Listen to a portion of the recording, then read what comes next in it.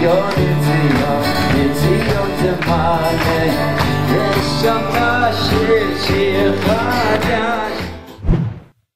good day, everybody. Welcome back to Beyond the Seven, live from Jerusalem with Rabbi Aaron David Poston. I so appreciate him staying up late, especially these trying times in Jerusalem. It's late there, 11:30 p.m., and yet here he is sharing with us Torah. And we're continuing with the 48 ways to wisdom. And today we've got part 22. So let's just jump right in, see how the rabbi's doing. Rabbi Poston, always good to be with you. And I so appreciate you doing this class. Shalom Aleichem, Dan, and welcome to all of the viewers who are watching right now or watching later, of course. Thank you so much for all you do. So, yeah, it is trying times. In fact, right now it's 11:30 in Jerusalem on a Saturday night. What is today's date? The May 15th. This is trying times. You know, we're talking about Israel's, even the secular date, the Day of Independence for 73 years ago. This is in Jerusalem Day. We just talked about it. There was bombardments of missiles. This is a religious war. There's no political solution. I don't mean to give anybody depression, but actually this is a good thing, meaning there's no political solution. And we have to win. We have to fight this war to the end. And I'm not, somebody asked a question in the last class, look, we want to pray for Jerusalem. We want to pray for the safety of the Jews. We want to pray for the success of the Jewish people and their mission. That's exactly what a Noahide should do. But at the same time, if they're asking, look, I'm afraid, what about all the possible potential deaths of sin? I'm using the word innocent Arabs or Muslims or Gazans or whatever. Yeah, one should also pray for the innocents. There definitely are. We don't know the percentage. Doesn't really matter. But definitely hope that Israel bombs the heck out of the terrorists. Because it's one of the 7 Noahide laws, right? You're not allowed to commit murder. And in war, right, usually the military fights military. But guerrilla warfare, or let's say terrorist warfare, they're going after civilian center, right? They just made a proclamation that at midnight they're going after Tel Aviv. They're going to probably, I don't want to, predicting, I'm not going to open my mouth, but what they have done in the past is they try to overwhelm the defense system, which is called the Kibbutz Barzel, the Iron Dome, which is, high tech. It's high tech, but nevertheless, if you shoot a certain amount, I'm not gonna reveal what the amount is. If they shoot a certain amount, there is a greater percentage possibility of certain rockets getting through the defense system, and we're talking about murder. It's outright murder. Yeah. So you should pray. I really believe you should pray that the terrorists, the murderers, should be eliminated for sure, because they're in the act of committing a heinous crime. And so I think that it should be clear that one should pray for the defense system to work. Yes. Israel, with you. Praying for you. I'm going to use the word offensive measures. It's really defensive measures, but you know what I mean. An offense against, the incoming rocket launchers themselves and the infrastructure, the top brass, as they call it. And that's it, because you don't have to, we're not after any innocents. We're not trying to defend ourselves against innocent bystanders. They're okay. Actually, tonight's topic, let's get into it. As we mentioned before, this is based on Rav Noach Weinberg's teachings. This is beautiful. This is the book, right? The 48 Ways to Wisdom. We're on number 22, which interestingly enough is called Erech Apayim in Hebrew, which means long patient in taking out his frustration. So erech means long, apayim, af, which is plural. So it's af is nose, apayim means nostrils, basically. So when someone gets angry, their nose flares, like the old idea of a dragon shooting fire out of his nose or mouth. Fire, yeah. I don't believe in dragons, but the concept. the concept of this, fury is coming out of the nose. So too, this is how when we're frustrated, this is what happens to us. So the idea is to cause it to linger, not lingering in the sense that you're frustrated and you're going to be frustrated longer, but holding back your frustration. Here we're calling conquering your frustration. That's going to be the title. So I'm going to do things a little bit differently. I basically summed up into like an outline form some of the ideas that the Rav discussed in his chapter. And the main thing, the first thing is that we have to know that we can control our emotions, right? And remember, this is ways to wisdom. So if we don't control it, it will hold us back from our success in gaining wisdom. It will hold us back from success. Obviously, I shouldn't say obviously, but when we want to succeed, hopefully we're using wisdom to succeed. And the frustration is mubal bail. It causes, less concentration. You're no longer thinking about your plan of success, but thinking about that person or the situation that was so frustrating. It can actually overwhelm you. You let the person or the situation. I'm going to say you rent free in your mind, in your heart, and you're not able to succeed, and you're certainly not able to think straight or correctly. And that's going to be the main idea of controlling our emotions. The example that the Rosh Yeshiva opens with is if you're in a car, let's say you bought a brand new car, you have a very nice car. Even if you don't have a nice car, it doesn't matter.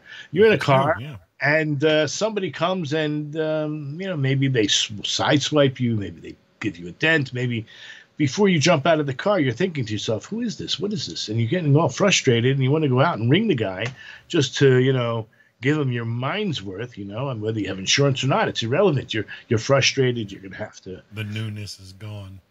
Go to right, exactly.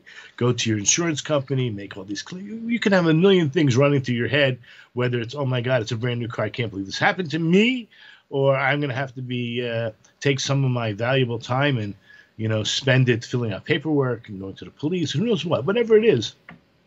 And you're all frustrated, and you can probably have different things going around, different movies, different recordings going in your head, what you're going to say to this person, how you're going to react, and they're not very nice. And then you get out of the car, and the guy's like 8 foot tall, 400 pounds, and you kind of swallow your tongue and like you say, excuse me, sir, I'm so sorry this happened. Oh, it doesn't look like it's such a bad thing.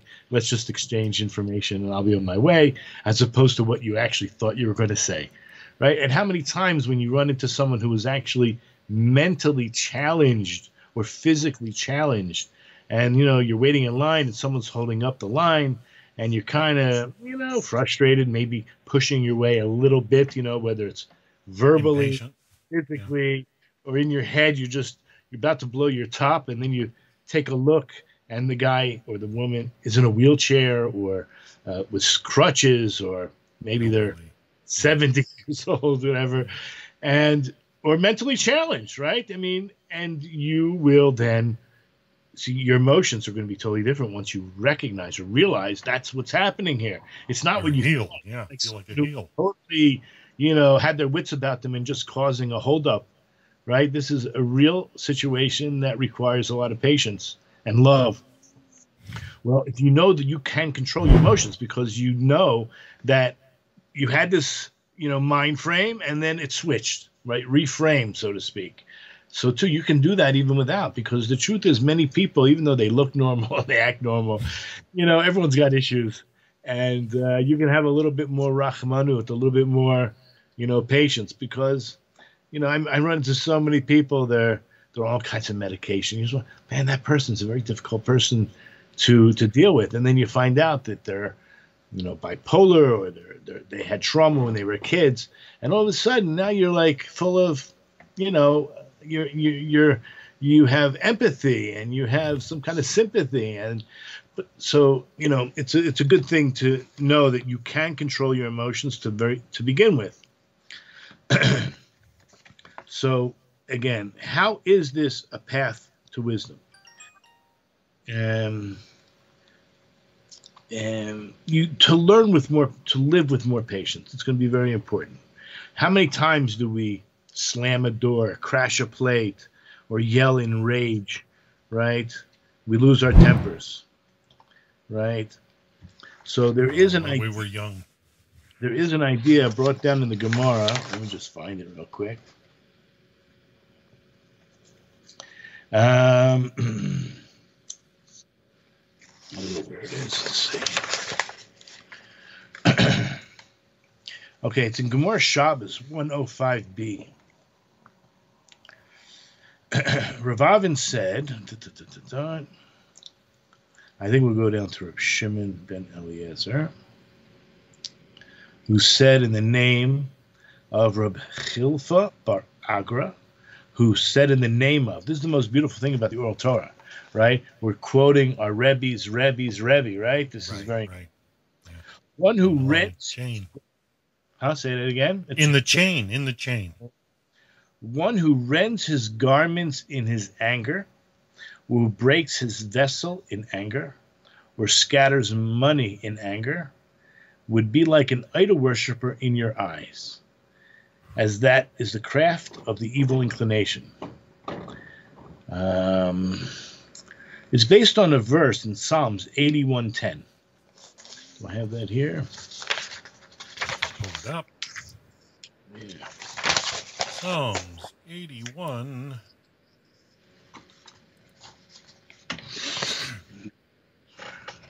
Ten reads, "No strange god shall be within you, neither shall you prostrate yourself to a foreign god." So just imagine, I mean, we all have what we call a Yetzer Hara, an evil inclination. So when that is controlling us, I mean, we're making a decision, whether you like it or not, right? You have the ability to control yourself. But it gets the best of us, and it's akin to idol worship. Lo yeh b'cho el zar. El is power, right? It's another name for God, a god. You should not have within you a foreign god, this power that's within you, and don't prostrate yourself, le'el necher, to a foreign god. So you understand how we're explaining how it's akin to idol worship.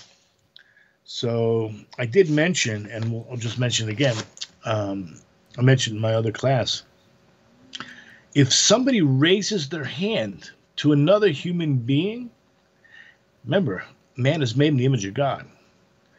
You're called a Rasha, an evil person. So you have to think, right? We're going to talk about this, how to conquer your frustration. This is not good for you. And we're going to talk more about how when you have a plan to succeed and you're no longer thinking about it. Your mind is totally twisted with anger or frustration. You're not thinking straight, you're not thinking correctly, and there's no way you're going to achieve your success. It's going to stop you. And this is what we need to do. If you want to succeed, you have to conquer your frustration. Okay, so what about times we quit? We quit things out of frustration. We lose our patience. Now try to appreciate the enormous loss you incur by giving up and caving into your frustrations. How it would hold you back from success by achieving your goals and causing yourself damage. How often, right? We say, okay, I have a plan, a long-term plan, and we don't realize, okay, it's fine. We didn't put all the effort into figuring out the cost, the time, and as we're going through the process towards achieving what we want, we get frustrated. Oh my God, it's a lot more money. Oh my God, it's a lot more time. Well, I don't have the abilities. So you can reframe, and like if you have your eye on the ball, so you could readjust and say, okay, you have to know, is it worth it? Was my original idea to accomplish this somehow so beneficial to me? And then you're going to have to weigh out the costs that you just now realize, right? And when you originally made the plan, you thought it was, let's say, lower cost, lower efforts, and now it's much more. But still, keep your eye on the ball.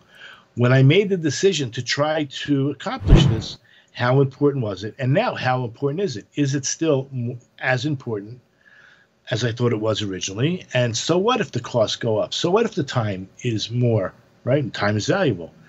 It's going to take more time. So what? Now I have to think it through. You may have to readjust.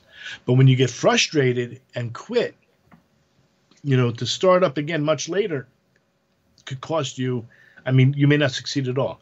But if you're already in the game, so to speak, and you're already investing your time and energy, just to reframe may, at the time, help you accomplish what you need to, as opposed to quitting and starting all over again many months or years later, or having regrets.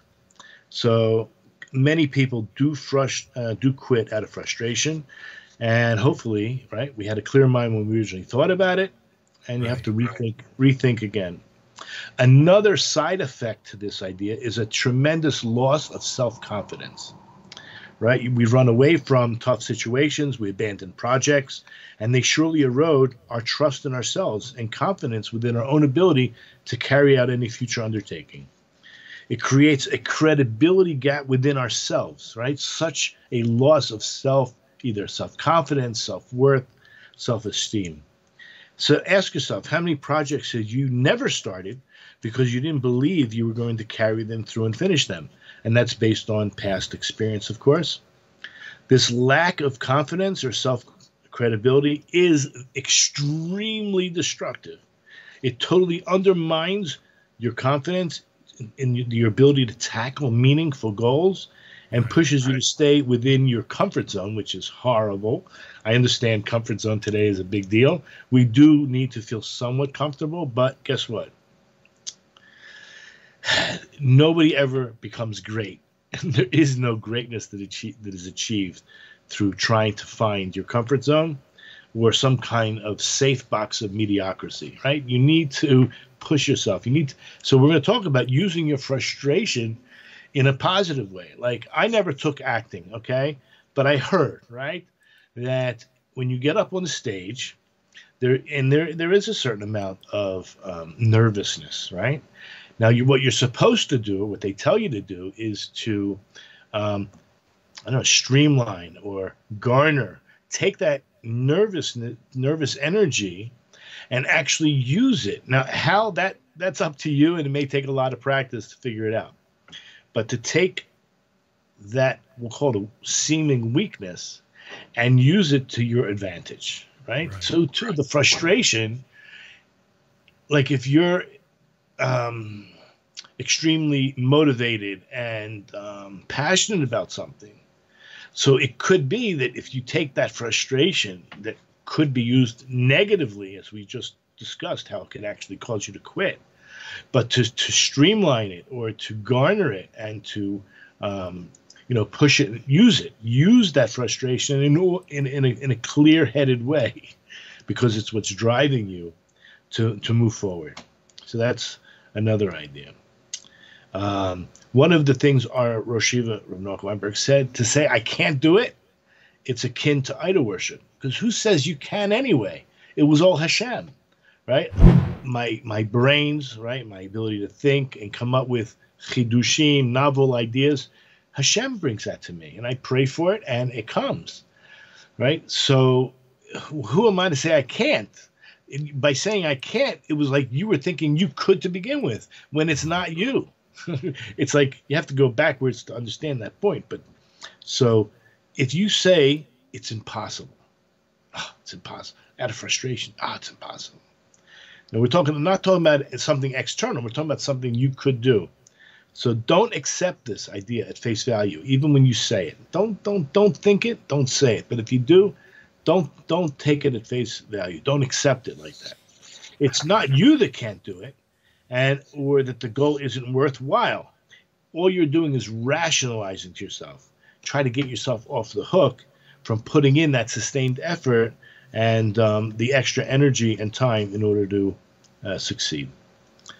But then decide whether it's worth it or not. If you come to the conclusion, based on your amount of time and other priorities at the time, you could come to the conclusion it's not worth it now. But if you do decide that it's worth it, Do it with confidence. Don't allow yourself to quit until something happens beyond your control. In other words, when you make efforts and everything is against you, right? Just seemingly one, trial after another, you fail. It doesn't always mean you should give up, but you have to consider whether it's worth it. Again, if you do it with confidence. But once you realize things are not working, then you actually should allow yourself to I guess, retreat from the idea for now. You can always go back to it. Don't allow yourself to quit until something happens beyond your control. Keep telling yourself all the effort is worth it. Now, there's another Gemara that talks about this idea. Let me find it. Yeah. I think this is it. This is in Megillah 6b. Rav Yitzchak was talking about something previously. He says, if a person says to you, I have labored, meaning I've made all the effort, and I didn't find success, you don't believe him. But similarly, if he says to you, I didn't labor, and I did find success, you don't believe him either. But if he says to you, I did labor, and I did find success, you do believe him. Now, it goes on to different things, whether it's talking about matters of heaven or matters on the earth, but that's irrelevant, I think, at this point. The main idea is winners never quit. Winners never quit. Rav Noach Weinberg himself, he successfully had a Torah as a flagship yeshiva. Now, I have to tell you, he spoke about this a lot, so it's not a negative. He says, I started 5 other yeshivas, and they all failed. Wow. Had I not started those 5 other yeshivas and failed, I never would have started a Torah, right? Because whether it was lessons learned, whether it was his frustration that, he was able to garner and figure out which route to go, or, just to clarify constantly through the failures. We all know there's an idea of, and I think I have the verse here, that a tzaddik, it's in Proverbs 24:16. If you want to read that.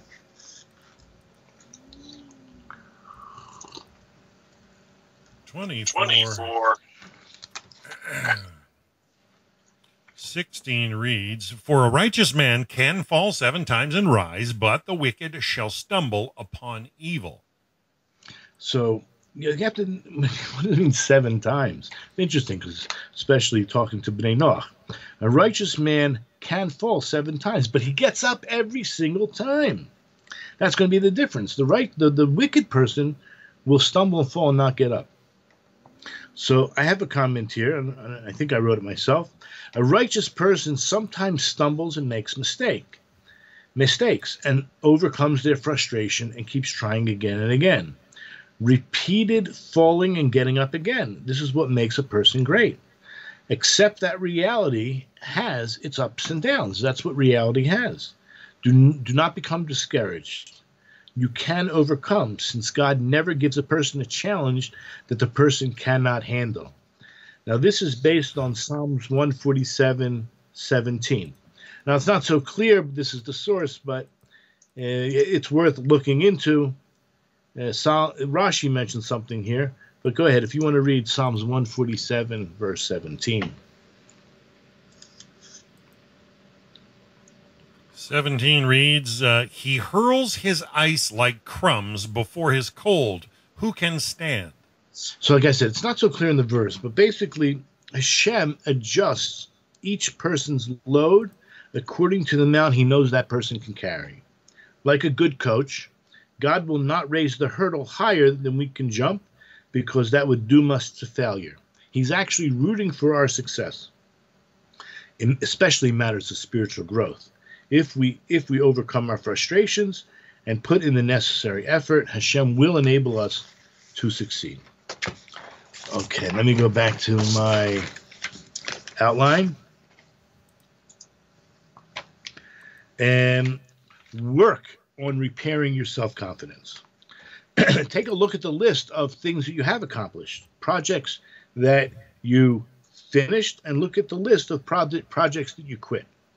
When you take a look at the ones you quit, choose one of them and undertake to see it till its end and make sure to get the job done. Right. This will help rebuild your credibility, your self-confidence. The only time to throw in the towel is once you have reached the objective conclusion that the goal is not worthwhile. So what? You misjudged how much time and effort what was necessary to achieve success. The next idea is always give yourself 5 more minutes, right? Frustration comes from impatience, mostly. I mean, it's also a lot of arrogance. So, it has to happen now, right? For me. It has to happen for me right now. Go ahead. Well, I've heard the rabbi share that this impatience you're talking about, this anger, the way it's linked with idolatry, it's like a baby stomping their feet, wanting to be heard, demanding it their way, really childish, like impatience, like you're talking about. Very good. So the Yetzer Hara is your lower self, and it's a master in tricking you into submission. The common tactic, I just lost all my papers. 1 second. Where did they go? Oh, there they are.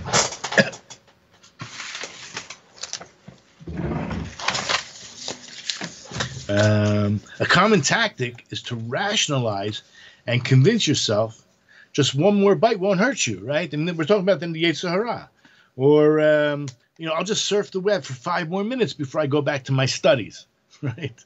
So once you cross that line, the battle's over. You lost. So you should use the same strategy to stop from quitting, right? In other words, we discussed the idea in the very beginning, how to take your frustration and readjust it, not use it for negative, but use it for positive. Be passionate, be stubborn to a certain extent, right? So here, let's say, reward yourself, right? Say just another 5 minutes of learning, and then I'll be able to rest, right? Just another few minutes of this, or another few minutes of keeping my mouth shut, right? And I'll reward myself with an ice cream. Right? How often can we just, right, in little, bite-size, right, things, such as 5 more minutes, try to listen calmly without getting frustrated or losing your temper. Frustration is much easier to deal with in small doses. So getting through those first 5 minutes puts you into a positive mindset. Another idea is to really try to keep yourself in a positive mindset. We talked about joy before, right? When prophets would experience any kind of depression or sadness, they would lose their prophecy. So wisdom is a sense, it's a certain degree of clarity, right? That's what it is, and that's what prophecy is as well. So just know we're trying to get wisdom. So the frustration is like the opposite of joy. It's the opposite. So you can reframe yourself and try to stay in a state of joy. Now there are different tricks, right? You could think good thoughts, again, self-confidence, credibility, even just in keeping your mouth shut. By the way, it's very interesting. At the end of our prayers, which we do 3 times a day, there's a statement that we say, "My God, guard my tongue from evil and my lips from speaking deceitfully." So keeping your mouth shut is so important, but it's also in the mind. But here it's talking my tongue and my lips. "To those who curse me, let my soul be silent." So again, being silent even to those who have negative ideas against you. "Let my soul be like dust to everyone." In other words, humility. It's not about me all the time getting what I want, but asking God to open my heart to your Torah. "Then my soul will pursue your commandments. As for those who design evil against me," right? And this is getting into the question, what do we do with those terrorists? "Speedily nullify their counsel," we're asking Hashem, "and disrupt their designs." Okay, that's the prayer that we add 3 times a day at the end of our, it goes on, I'm just not reading the rest. But most important, know that life is a challenge, right? We all know that Yaakov Avinu, I shouldn't say we all know, but Yaakov Avinu sought shalva. Shalva means tranquility, and that's when he lost Yosef, right? Yosef was sold, the whole thing. He went into, we'll call it a depression. He lost his ability to have prophecy for 22 years. He sought shalom. He looked for tranquility, and bang, right? Hashem took that shalva away from that possibility of shalva, which means tranquility, away from him. Know that life is full of challenges, and that means you're alive, right? Life is not free from frustrations. The Almighty sends us challenges, big and small, as our chinning bars for growth. In other words, it's going to allow us to, I guess, strengthen our muscles in spirituality and in character development. Speaking about trying to stay in a constant state of joy, take things in stride, right? And we're serious people. Some people are more serious than others, right? But joy is one of the greatest tools in eliminating anger and frustration. Sad people have less patience and tolerance for things like. Imagine the difference in reaction when someone steps on your toe, right after you won the lottery. So if someone steps on your toe, you're already in a bad mood. I don't know what you're going to say, how you're going to react, but it ain't going to be nice, okay? But let's say you just won the lottery. It's unbelievable. Someone stepped on your toe or even hit your car or whatever. It's like no big deal, right? You slip and you fall, but you're like jumping for joy. You just won $1 million. Okay, it's right off your back, right? You brush it off, no problem. Feeling upbeat and relaxed helps keep your frustration and anger in check. This is a real exercise for those people who experience frustration on a regular basis. You need, I'm not going to say anger management, I call it frustration management. Figure out a way to meditate when you're already in a good mood. Take that exercise, right? Because that, to me, that was one of the benefits I found in meditation.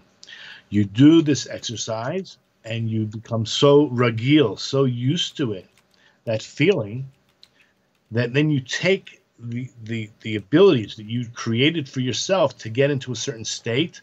And then when you're experiencing frustration or even whatever the challenges of day-to-day life, you could bring on, you could remember, right? Because there's a remembrance of that emotion and feeling, and bring it on at that moment. And that should be a goal, to try to stay in a constant state of joy, to help you in your frustrated moments. Side benefit, it also improves your health, right? Fewer ulcers, lower blood pressure. You don't have to wait to win the lottery to receive these benefits. Anyway, this is, I think, one of the last points is don't just tolerate frustration. Learn to love it. People sometimes pay good money. Take, for example, a jigsaw puzzle, right? So you take a I don't know, whatever it is, $10, $20, whatever, and you buy like a very complicated 1,000 piece. Maybe I don't know the price, but you spend good money and you buy 1,000-piece jigsaw puzzle. Imagine opening the box, expecting a good challenge, and guess what happens? Every piece has a number on it. And it's easy peasy, right? I mean, come on, you're looking for a good challenge. But no, know that life is about this. So, so you're not going to be very happy about buying this jigsaw puzzle. Well, guess what? Life is a jigsaw puzzle. And, learning a good piece of Torah, going into the Meforshim, understanding the wisdom that you can look at this word that way and look at the same word a different way. And it means both, right? And life is like that too, right? Something happens. It's the same situation. You could look in a positive way or a frustrating way. So that's what life is. Life is a jigsaw puzzle. Embrace and enjoy the challenge and the struggle, and enjoy the satisfaction when the final solution emerges. One of the most satisfying, meaningful endeavors of all, they all require exertion, as we spoke about in Megillah 6b, right? If a guy says, I worked hard and I didn't succeed, don't believe him. I didn't work at all and I succeeded, don't believe him. Only if he says he worked hard and he succeeded, then you can believe him, right? And that's basically it. Enjoy the challenge of life. Wow. So is Yeah. that a short lesson for tonight? I mean, let's face it, it's a very, very, very important lesson we all can apply. Yeah, I do have some other source material, but I think it's all pretty much repetitive.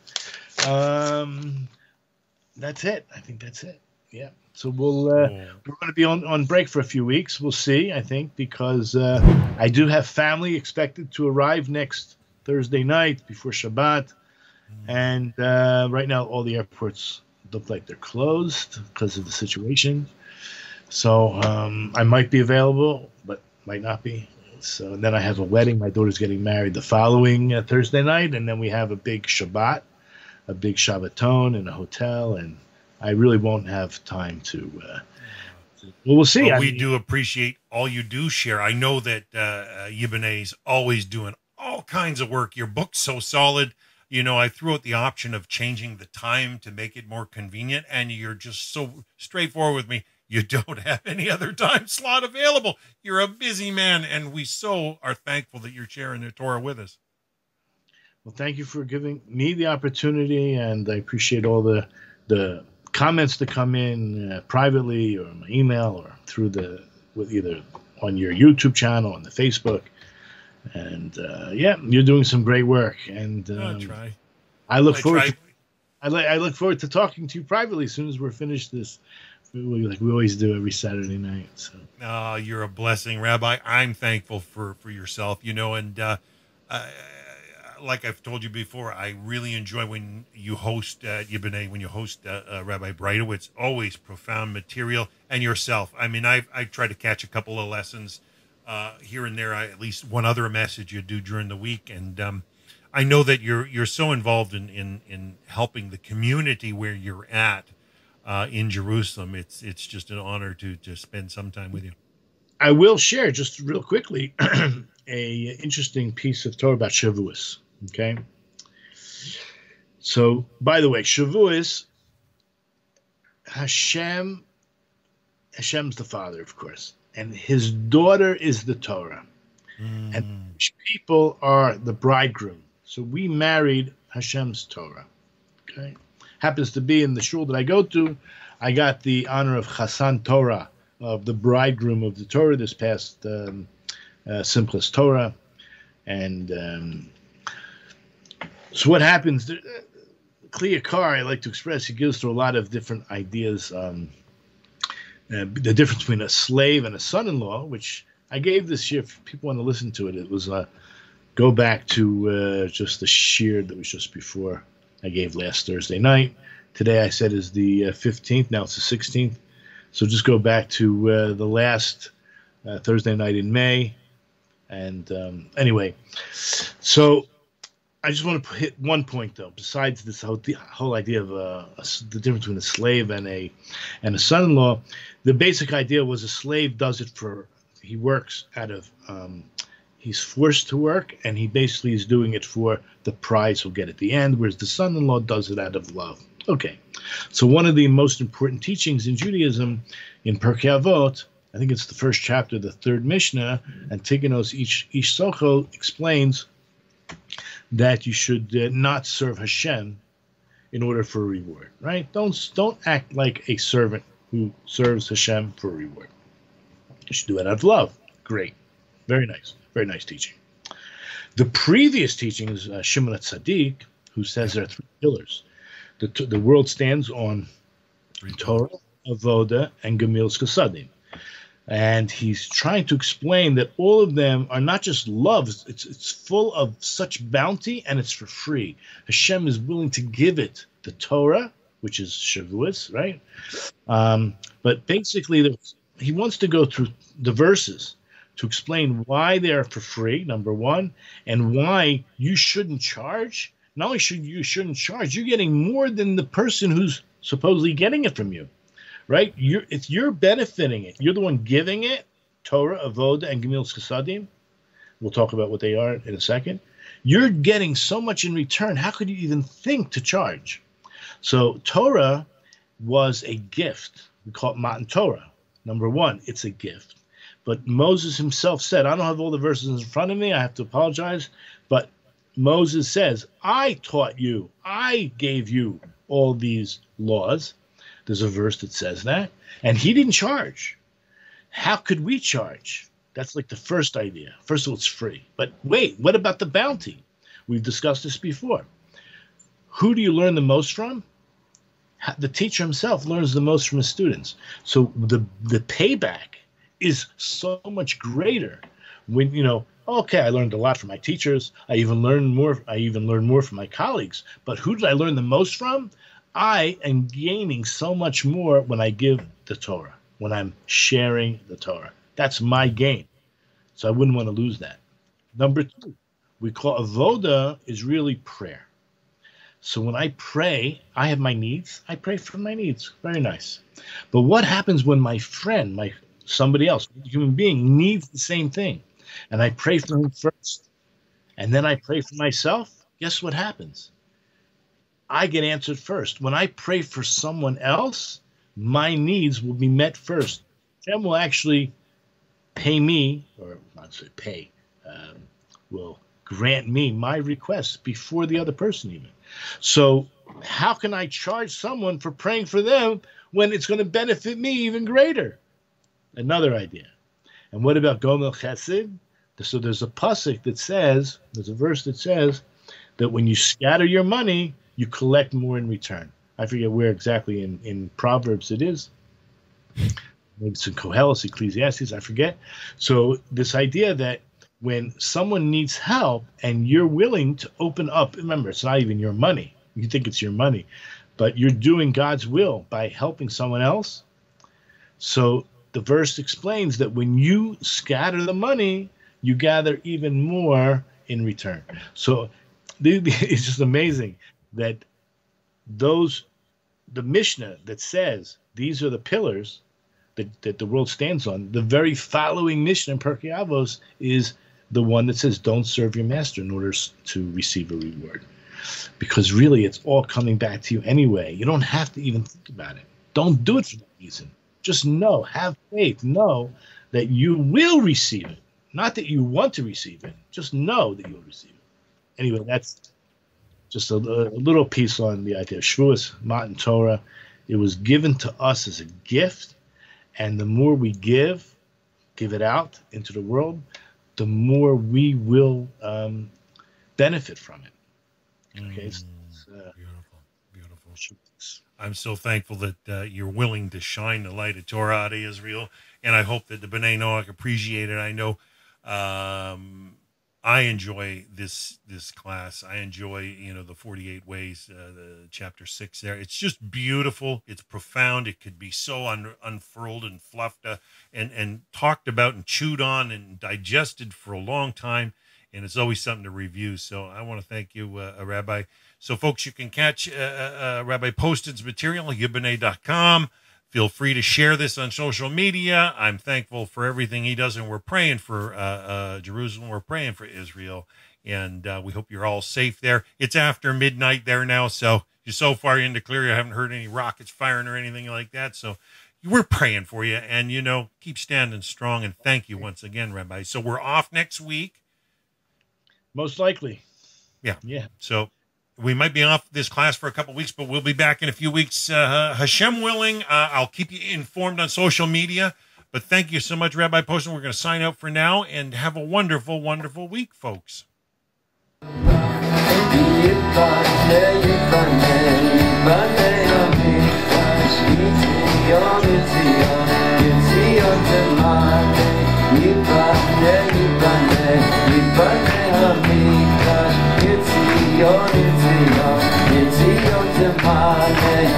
יש שם שיר חדש